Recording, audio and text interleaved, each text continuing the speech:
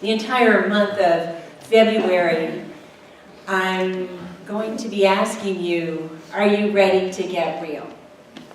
Are you ready to get real? And this is not one of those things I want you to shout out, yes, hallelujah, yes, yes, yes. Or maybe, or even I'll think about it, or no, because you may not be.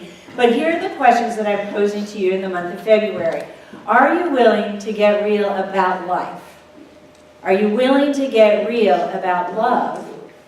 And are you willing to get real about what it actually takes for personal transformation? Question mark. Pause. Think about that when you get home. In the Christian traditional paradigm, God is out there. God is out there in the sky. God is out there in heaven. God is watching you. God is what we bow down to in prayer. God is only an external God. But in the unity paradigm, in New Thought, we believe that God is both out there and in here. It's what we call in unity a divine paradox. And we have a few of them. But this is the one that we're addressing today, the divine paradox, that there's a transcendent God and there is an immanent God. And we know this in unity because when we witness and experience our oneness with God in nature, there it is. When we witness and experience God out there, we can see God out there with people who are loving, with people who are compassionate, and with people who are achieving great things. But we can also witness and experience our oneness of God within when we meditate. We witness and experience the God within when we resonate with reading Holy Scripture or hearing music. So we know that God is both in and out, transcendent and immanent. So then, it's easy to see.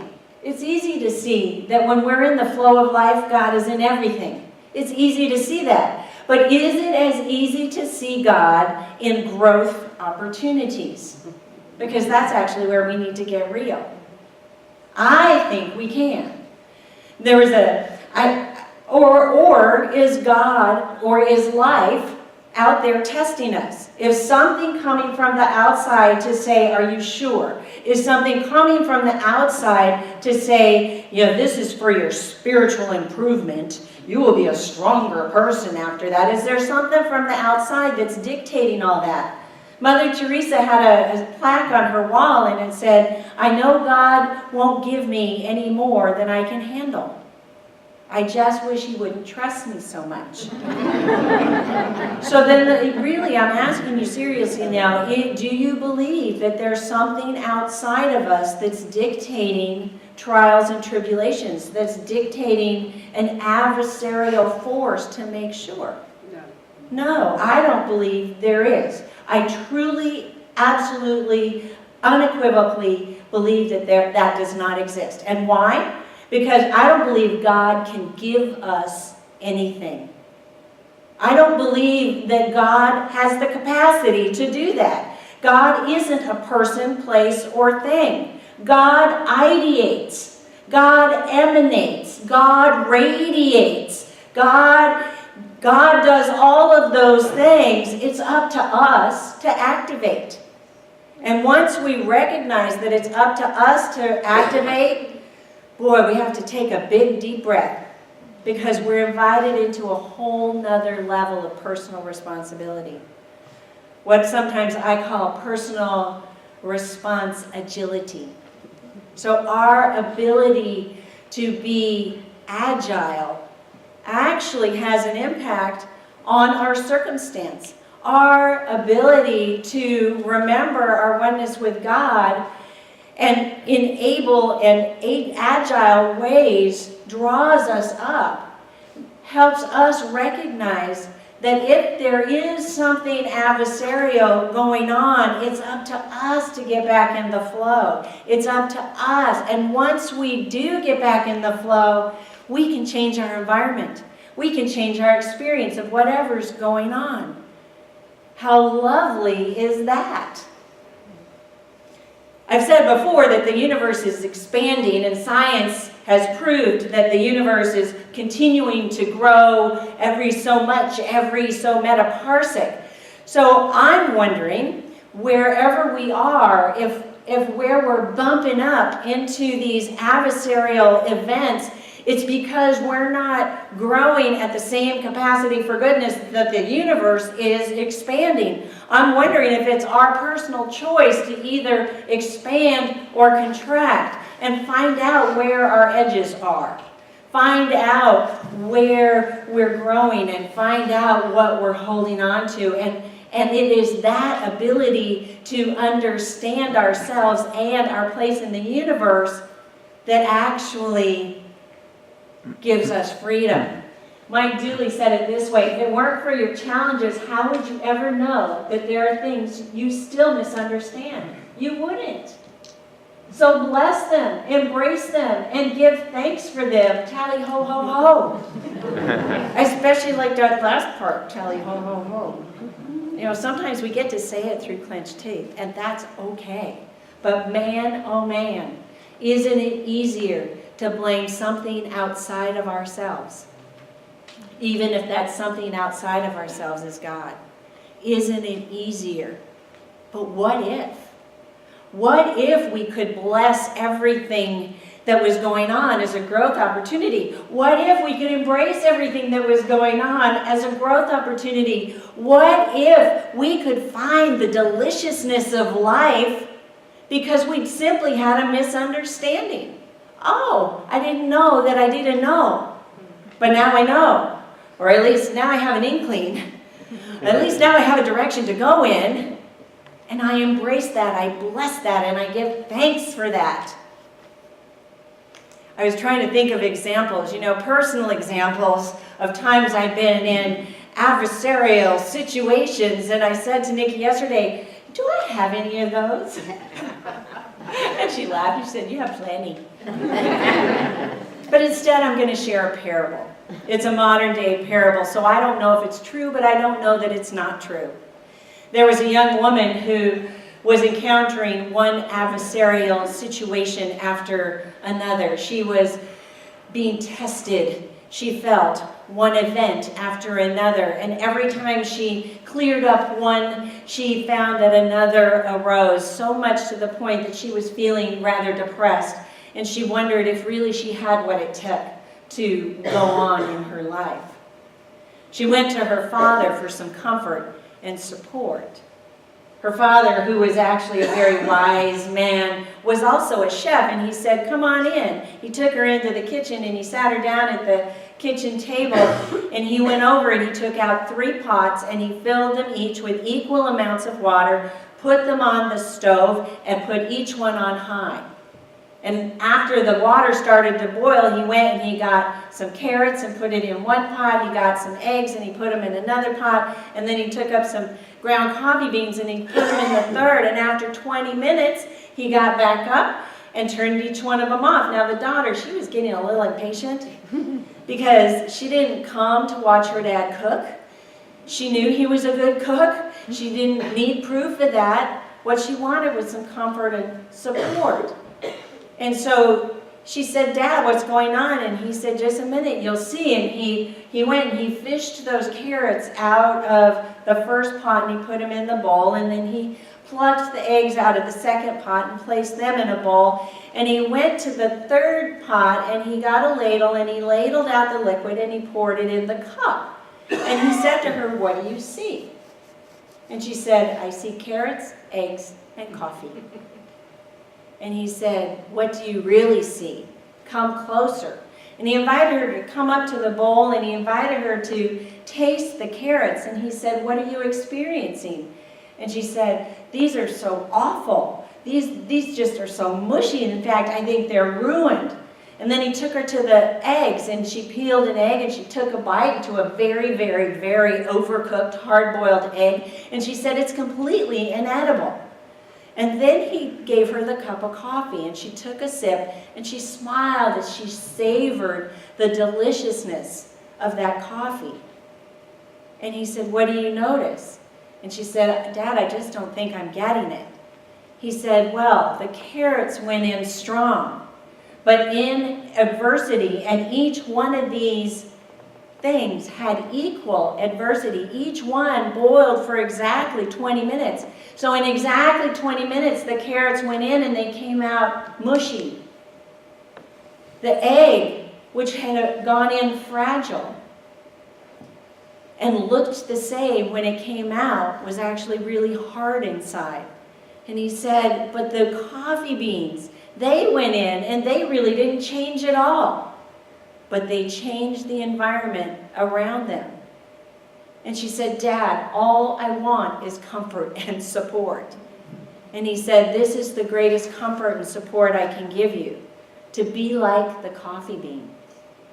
To be like the coffee bean, no matter what's going on around you, don't try to tough it out by being strong. Don't try to hide your fragility. Be like the coffee bean.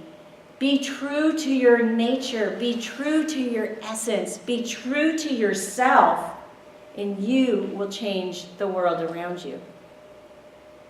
I'm thinking that's absolutely brilliant. What better story, what better illustration could we have as advice for our own life? We're all going through adversity. Who in here is going through adversity or has ever gone through adversity or think they might go through adversity? I mean, we're all in hot water together.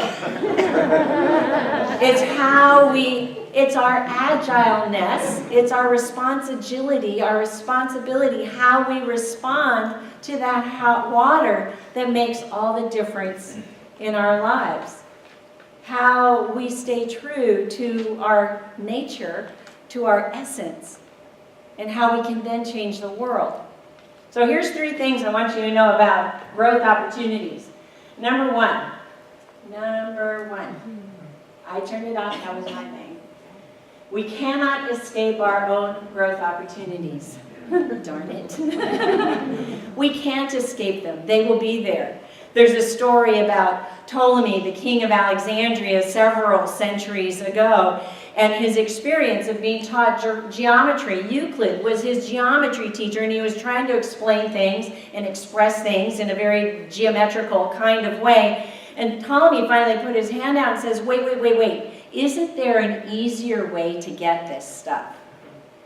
And Euclid stood there and said, "Sire, in the country there are 2 kinds of roads.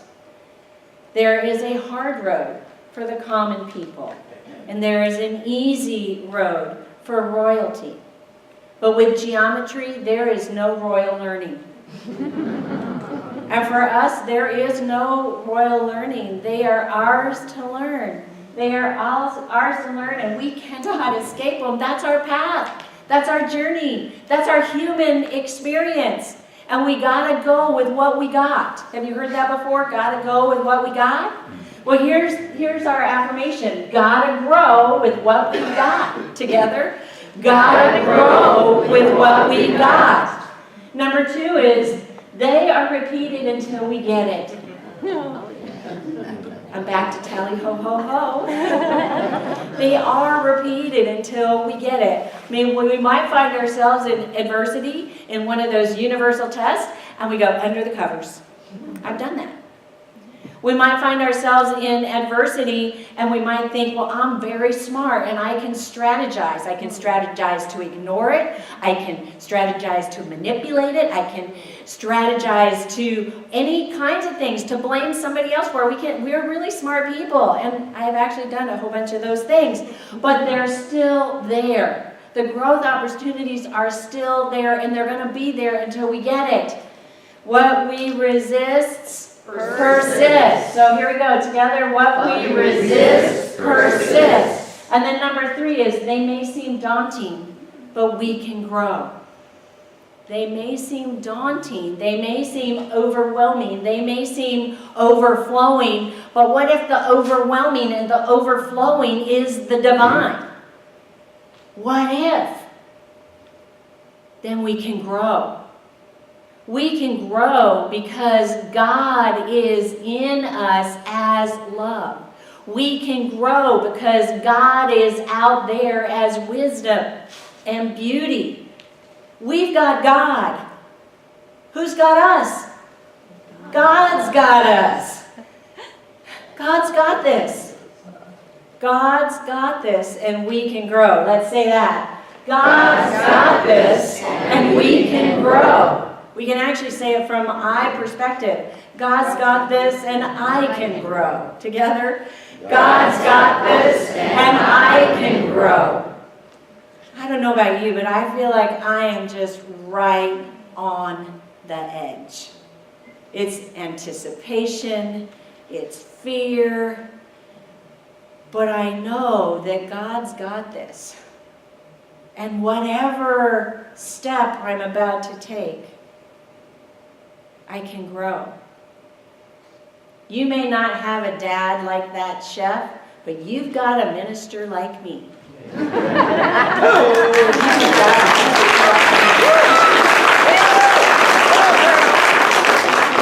My invitation is to listen. Listen with your whole heart, because these are the words I'm going to say to you. Stay true to your essence, and you can change the world. Stay true to your essence, and you know, not only do you have me as your minister, you have a spiritual community of magnificent, beloved expressions of God. And I know that one of you will have to speak, but I want the other of you to listen. And I want you to hear this. Hear this truth, this affirmation of your amazingness from your fellow congregants. Even if you're here for the first time, you are now a part of our community. And we're here with you, and we're here for you. So turn to somebody near you and say, stay true to your essence, and you can change the world.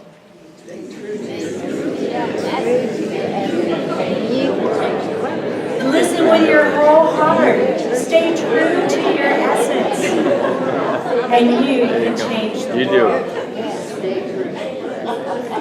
It takes a willingness to activate our response agility.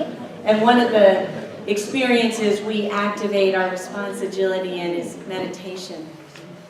So I invite you to take those whispers home with you, to take this declaration home with you. Stay true to your essence, and you can change the world.